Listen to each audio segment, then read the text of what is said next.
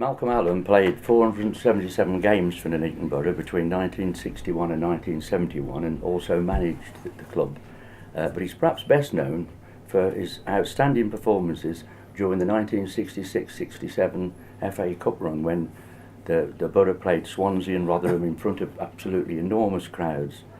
What do you remember about that time, Malcolm? Well, the first thing I remember about that was turning up for training about a fortnight before the actual game, and they were queuing right from the office door right up past the Cock and Bear pub, and right round that road up there. Well, I think it was Tomkinson's Road, and that sort of set me thinking, well, there's going to be a few here for this game.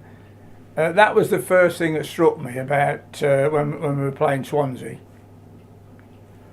Also, you were telling me that to get to the match, you were driving along Manor Court Road and you were stopped by a policeman. Yeah, I came up to the top of Manor Court Road, the opposite end to where the Borough ground was, and people were just walking straight down the middle of the road and on the pavement.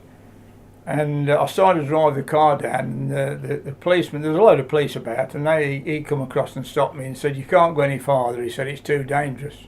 He said, "We're not letting any more cars down there." I did try to say that I was a player, but it didn't seem to go down very well. And he said, "Well, I'm sorry, it don't matter." He said, "You've got to park in a side street." And he pointed to a side street, I can't remember the name of it. And I just parked there then and walked with the rest of the crowd, really. And this would be about...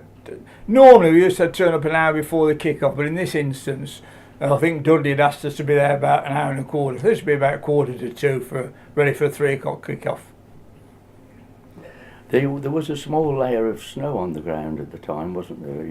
When you went out onto the pitch. And yeah. I went to have a look at the pitch at round about 2 o'clock, just when I got there, and most of the lads you go out, and there was a very thin layer of snow on it that it had just froze a bit, but I thought it might be a bit tricky, but in the end, when we got out there, and the weather was quite mild, it had thawed out, and it was in good condition eventually, the pitch was. There was no problem with the pitch. Swansea had several Welsh internationals in the side, and also, of course, one of the greatest players to play for Wales, Ivor Allchurch, who I believe congratulated you at the end of the match. Well, at the end of the match, I shook hands with him and said bad luck, and he just said, you know, well played, you played well yourself, good luck to the team, and that was it, really. He didn't say much more, but he was a very nice person, Ivor Allchurch was, yeah. There was 18,000 people to watch the Swansea match, but then you were drawn against Rotherham and 22,114 people turned up at Manor Park. And if you tell people that nowadays, they probably think you've got a screw loose or something. What was it like to walk out at Manor Park with 22,000 people on that ground? Well, it was absolutely tremendous. I mean, when you played at Manor Park, whether you got 22,000, whether you got 5,000 there, the atmosphere was always electric. I mean, I spoke to players who played for Hereford, and they said that they always used to love to come and play at Manor Park because it was the atmosphere. And I think that day when we came out, you know, the atmosphere was fantastic, and I think it lifted every player in the side, Nuneaton side at any rate. The score was 1-1, but I think you felt that you were unlucky to draw. Their goal, Ian Wilson tried to jockey the player out, and the ball was crossed, and Big John Galley scored, didn't he? Yeah, Ian was a good fullback, played left back, and he tried to jockey the ball out, and unfortunately, the winger got his foot round the ball and crossed it to the near post, and Big John Galley got his head into it, you know, and it was 1-1. It was just one of them things. And another time, he'd have been able to jockey the ball out. You couldn't blame Ian Wilson for that. But at the time, I mean, Rotherham were in the second division and had some pretty good players. They were a pretty useful side, weren't they? Oh, they were a very good side. I think they were well above halfway in the league. And but you know, we were up for these games. I mean, we normally used to train on a Tuesday and Thursday, but for the cup games, Dudley started to ask us in on a Wednesday just for an extra hour's training.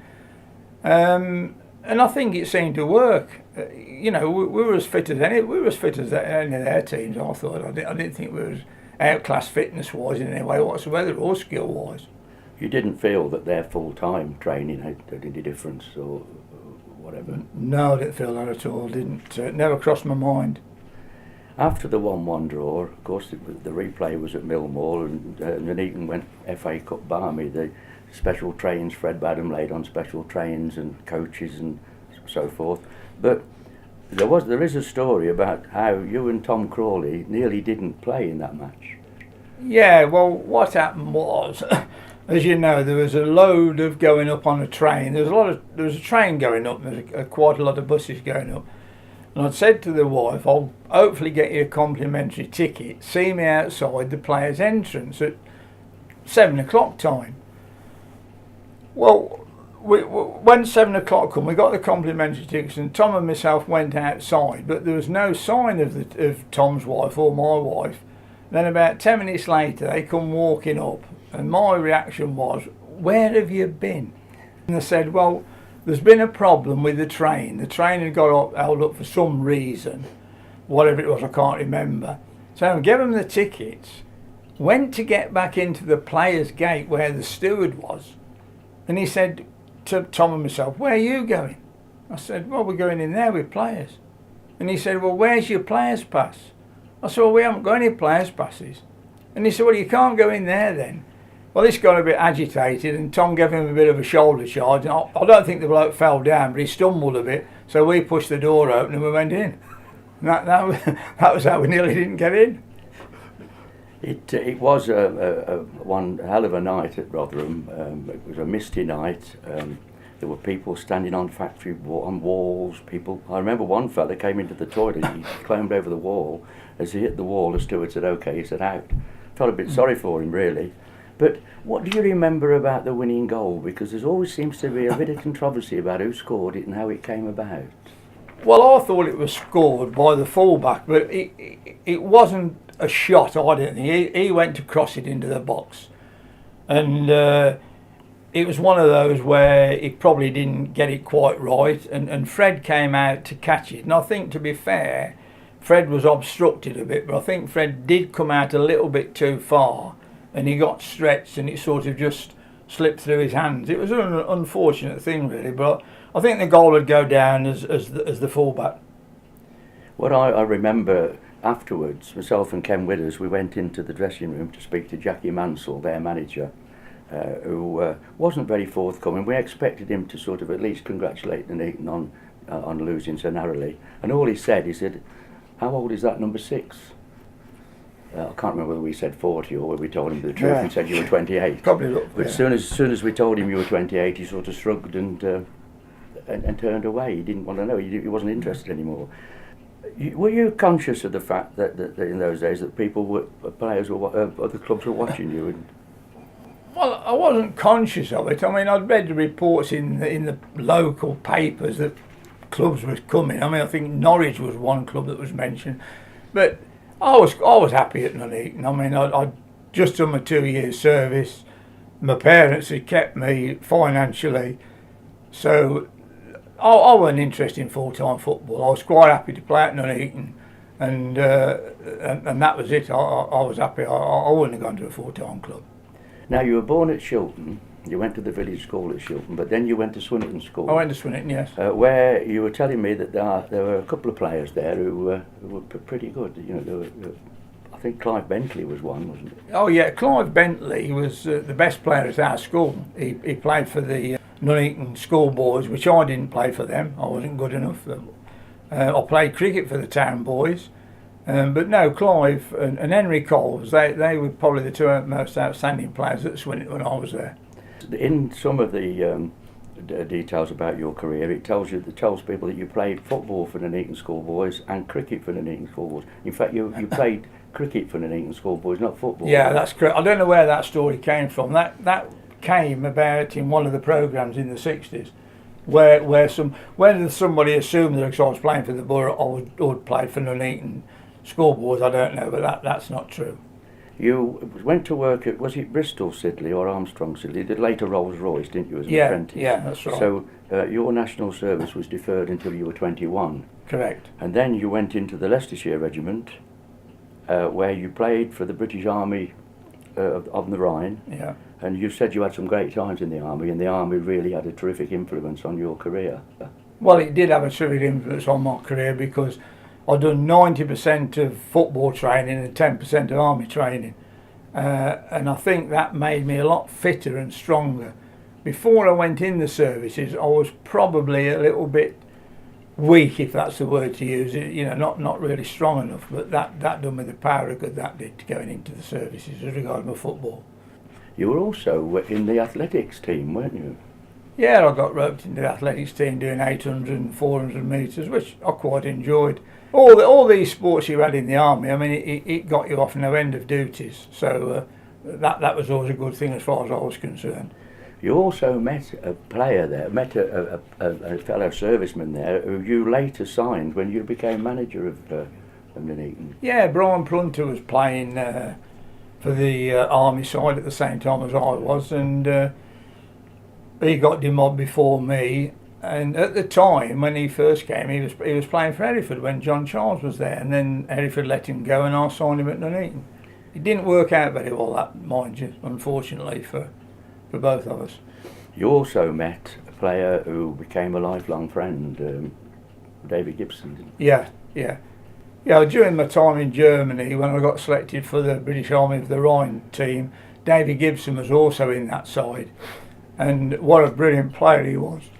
He was outstanding. You know, you could see he was going to. I think at the time he'd been playing in the First Division, Scottish First Division, and of course he eventually moved down to Leicester under Matt Gillis, and we became good friends then.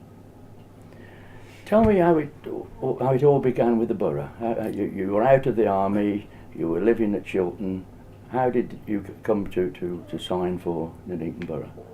Well, I came out of the army in June, and I thought, well, I'll have a couple of months off before I go back to work, because in them days, if you went in national service, the firm that you worked for automatically had to take you back again. You didn't have to go for an interview or nothing. You just had to go and say, I'm back. And then one afternoon, I was sitting at home relaxing, and the doorbell rang, and I went, and this gentleman stood there, and he said, oh, my name's Harry Broadhurst. He said, I'm secretary of Nuneaton Borough Football Club. So I said, oh yeah.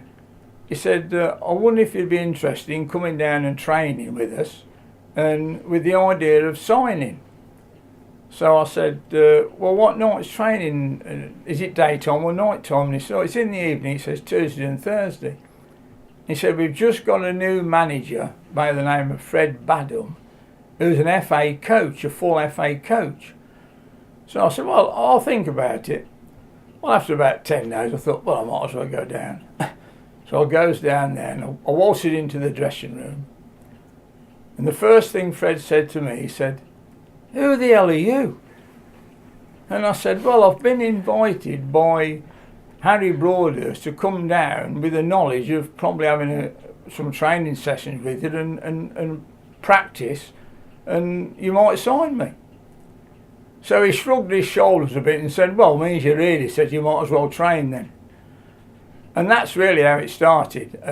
In them days, the borough had a reserve side, and I think I played in about 3 games in the reserve side, and then Fred called me in after one match, and he said, oh, I'd like you to sign a contract. So I said, well, that's fair enough. What are you offering me?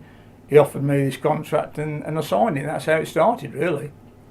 And you made your debut? I made my debut against Tamworth in the FA Cup in September. That'll be September 61. I didn't score many goals, but I happened to score the first goal that day for Nuneaton. And Stan Aston got the second goal from a penalty. Of all the grounds that you played on in non-league football, and it must have been nearly every one in the Southern League and the Southern Prem, did you have any favourite places that you... Well, I always just like to go to Burton, because Burton, you got the same atmosphere at Burton as you had at Nuneaton. The atmosphere was tremendous there. Chelmsford was another good ground to play on. The ones I didn't like playing on was Yeovil in particular, the old Yeovil ground where it used to slope. I mean, that was a nightmare to play there. But basically, most of the grounds in the Southern League were quite good. I mean, Hereford that was a good ground to play, and there's a lovely atmosphere there. They also had players that you admired. I mean, there was one particular one that played for Hereford that you particularly thought was a particularly good player. Yeah, there's a lad named Albert Derrick. He was a brilliant player, and unfortunately I had the job of marking him, but I never really got on top of him, to be honest. He always seemed to get the better of me and nip a goal in. But it was a good player, Albert Derrick. He was one of the ones in the Southern League that I rated highly. What about players that you came up against over your career? I mean, you mentioned Ronnie Radford as one of them. You used to have a few battles with. Yeah, I used to have a few battles with Ronnie Radford. He was Hereford again, and I mean Ronnie Radford always be remembered for the goal he scored against Newcastle in the FA Cup. He was a good player, Ronnie was. He was tough, he was hard. We had a battle, we had a few arguments, we had a few kicks at each other, but at the end of the day you shake hands and say well played. What was it like at work when you during that FA Cup run in 66, 67 when you Rolls Royce? Because don't forget, Coventry City were also doing extremely well at the same time. Yeah, there was a lot of rivalry in that case. But from my own personal point of view, I was on the staff, and I got people coming in and out of the office every 5 minutes of the day. Could I get tickets? Could I do this? Could I do that? And of course, after we beat Swansea, then I got people coming in, talking about the game and bringing the Sunday newspaper in and the Monday paper. Turning around on about the Wednesday, my manager was a gentleman named Ken Riley. The secretary came out and he said, "Oh, can you come in and see Mr. Riley?" I thought I was going to get a pay rise or something. And he said, "I'm not blaming you entirely," he said, "but for the last month you've had people round your desk talking and you've hardly done any work." And then he said, "By the way, this was after the Rotherham game. This was actually not the Swansea game." And he said, "By the way, how'd you gone last night?" And I said, "Oh, we lost." And he said, "Well, okay." And he said, "Now go and start working again, will you? Let's have some work out of you." So I nearly got the sack.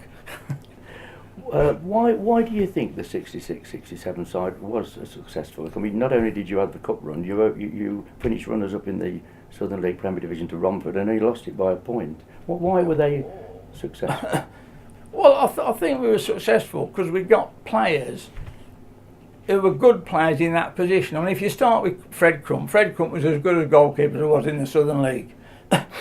You got Johnny Watts, who was playing centre half, who had a lot of experience at Birmingham. Okay, John had lost a bit of pace, but his experience was there, and every player in that side respected John because he was such a nice bloke.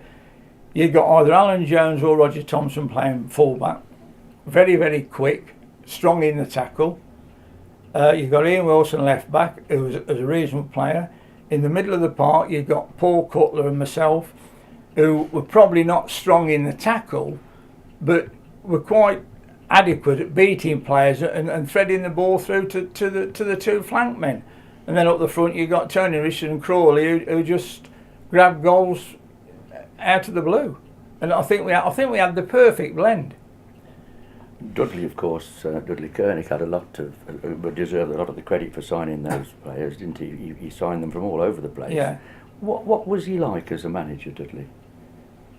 Well, Dudley was very disciplinarian. You know, he wouldn't accept people turning up late for training or late for matches, and he was a very forward-looking manager. He'd always got some different ideas on how to train or how to play and how he wanted you to play, and I think that was his big secret, I felt. Also, from a money point of view, you were on some incredible bonuses, weren't you, at the time for league positions? And I mean, you showed me one of the contracts, and there was a whole list of. Yeah, we were on. Most of the lads were on a weekly wage, and we got £2 for a win and £1 for a draw, but we were getting 50 pence for every 500 people over 3,000. Now, I'm not going to work it out now, but I don't know how many 50 pences we got for 22,000 people being on the ground, but we certainly got a fair amount. So yeah, we were well paid. We got success, and we got well paid for it. It was as simple as that.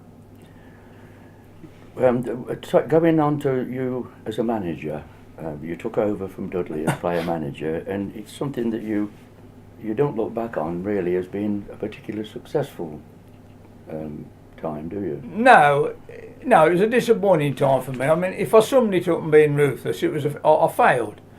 I found it difficult to play and manage at the same time, purely and simply was because if you weren't playing very well yourself, it was very, very difficult to go into the dressing room at half time and dish out a few rollickings to the other players who was probably sitting there thinking, well, he's not playing very well neither. So I did find that very, very difficult, and I've got to look back on that part and say, yes, I think I failed there. I've got no argument about that. I failed. Do you think it would have been better if you'd have continued as a player for a couple of years, because you felt you could still do that, didn't you? Yes, that was one of my big mistakes. Yeah, I should have turned the job down and stayed on and played. Yes, you're quite right. That's correct. But having said that, you went to Atherstone and you got them promoted, didn't you? And well, I had the job at Atherstone, but the thing about going to Atherstone, I didn't know anybody. I walked straight into the dressing room there and said, look, I'm the new manager, we'll do it my way. But fortunately, there's a gentleman down there who was, I don't know the name of the regiment, but there's an army camp not very far away from Atherstone. He was a PI instructor, and he took all the training, which took a hell of a lot of pressure off me. I'd only got to worry about the tactics. And he got Atherstone really fit. I played initially, and then I found that the lads that were in the side were equally as good as me, so I eventually dropped out and just managed the side, and we got promoted to the Southern League, the same as the league that Nuneaton was in. So that was very good. I enjoyed that. I enjoyed my time at Atherstone. you also, perhaps a lot of people wouldn't know this, you helped Jeff Coleman, didn't you, when Jeff took over as manager? You were his assistant for a while, weren't you? Yeah, when Jeff took over, I don't know how long he'd been in the manager job, and he asked me to go as assistant to him, and I thoroughly enjoyed that, and we had a good side. I mean, we got Bob Turpey and players like that, and yeah, Jeff done a first-class job there. But you were in business at the time then with Brian Moore, weren't you? And you felt that you weren't pulling your weight on the business side, so you decided that was the end of it. You were going to finish with football. Yeah, I said to Jeff one night, I said, look, Jeff, I'm sharing the business with a mate of mine. I said, I don't think I'm pulling my weight in this business. I said, because of the football. So I'm going to call it a day. And with that, he promoted then a lad named Alan Fogarty to first team coach. You still go down the borough, don't you? Down whenever you can, you go to watch the match. Yeah, yeah. And you were saying that there were 10 others than you, the only ones ever to play in front of 22,114 people at Manor Park. Something that would never happen again. You also mentioned the pyramid system. Yeah.